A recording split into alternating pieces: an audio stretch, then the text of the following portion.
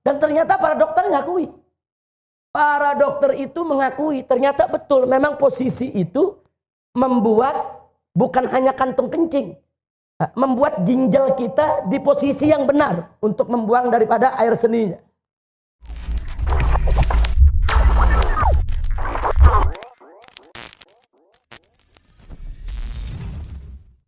Sebagai penutup, bonus terakhir.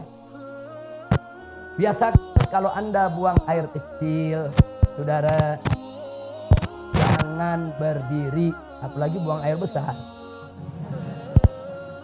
Buang air besar berdiri saya kelewat. Saya cerita buang air kecil. Kenapa saya cerita buang air kecil? Karena sekarang ini saya lihat sampai-sampai di masjid-masjid, kadang-kadang tempat kencingnya juga disediakan yang berdiri, saudara. Nggak pantas. Apalagi ini di negeri Islam. Ini Indonesia ini mayoritas umat Islam. Mestinya tempat-tempat buang air kecil itu, saudara, disediakan ruang-ruang supaya orang bisa buang air kecil dalam posisi jongkok. Perhatikan cara jongkoknya. Perhatikan cara jongkoknya. Perhatikan, sengaja ini saya tarik biar kelihatan kakinya. Perhatikan cara jongkoknya. Jadi kalau kita baca kitab Kifayatul Akhyar sampai cara jongkok diajarin. Saudara. Cara jongkoknya itu perhatikan. Jadi ini kiri ini kaki.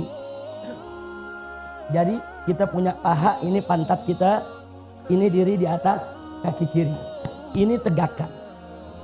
Begini cara buang air kecil. Seperti ini.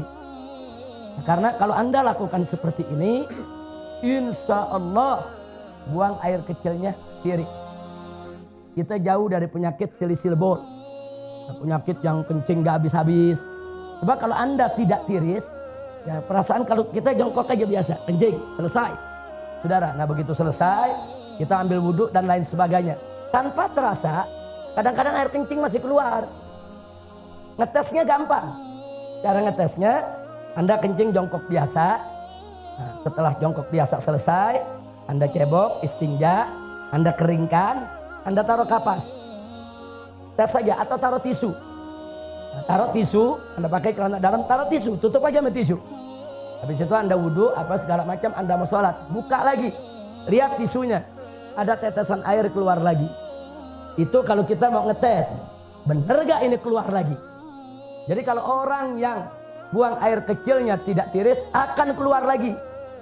Nah maka itu supaya tidak keluar lagi, perhatikan, ini seperti ini akan tiris.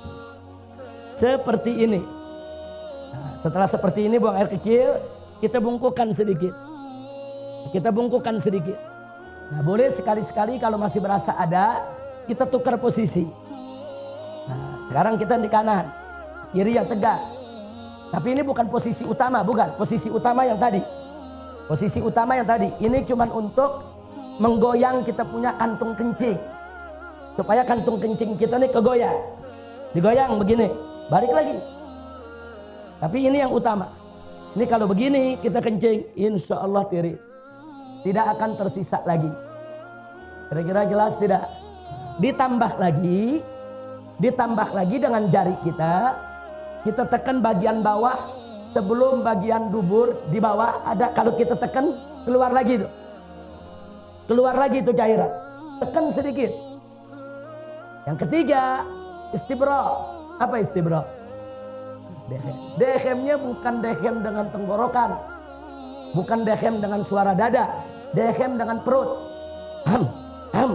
Perut. Jangan pakai dada. Enggak. Coba lihat, ada bedanya gak dengan dada sama dengan perut? Beda, coba pakai perut. Gimana dehem? Perut kita tekan. 3-4 kali. Nah, itu klepnya terbuka. Kita dehem, klepnya terbuka, dia akan tiris air kencingnya. Kira-kira jelas? Habis itu baru kita istinja. Jadi Islam ini indah. Sampai cara kencing diajarin. Sampai cara kencing diajarin dalam Islam ya ikhwan. Dan ternyata para dokter ngakui. Para dokter itu mengakui ternyata betul memang posisi itu membuat bukan hanya kantung kencing. Nah, membuat ginjal kita di posisi yang benar untuk membuang daripada air seninya. Jadi posisi ginjal nih, saudara, memang seperti ini. Dia jadi seimbang posisinya kalau begini. Ginjal kanan, ginjal kiri. Saudara, memang posisinya begini. Jadi untuk ginjalnya sehat, kantung kencingnya sehat, dan insya Allah tidak menetes lagi. Kira-kira jelas? Nah, ini oleh-oleh pelajaran terakhir. Mudah-mudahan manfaat untuk kita semua. Amin ya rabbal alamin. Tolong diamalkan, dijalankan supaya sholat kita bisa lebih tertib lagi. Tapi ingat, saya ini membahasnya cuma sangat singkat sekali. Belajar lagi sama guru-guru kita. Tanya kita punya guru, tanya kita punya ustadz, tanya kita punya habib. Dengan kitab-kitab yang mereka baca. Bagaimana tata cara sholat, bagaimana rukun sholat, bagaimana tata cara wudhu. Apa itu hal-hal yang najis, apa itu hal yang membatalkan daripada wudhu kita. Pelajari. Sebab kalau Anda tidak tahu bagaimana cara bersuci, bagaimana sholatnya bisa benar. Itu pintu. Sholat tidak sah kalau bersucinya nggak beres. Pelajari dulu bagaimana cara bersuci, bagaimana cara sholat. Jangan sampai kita tidak tahu. Sampai di sini jelas? Alhamdulillahirabbil alamin. Saya pikir cukup. Sampai di sini. Itu saja yang bisa saya sampaikan. Terima kasih. Hadani Allah wa iyyakum ila siratil mustaqim. Wassalamualaikum warahmatullahi wabarakatuh.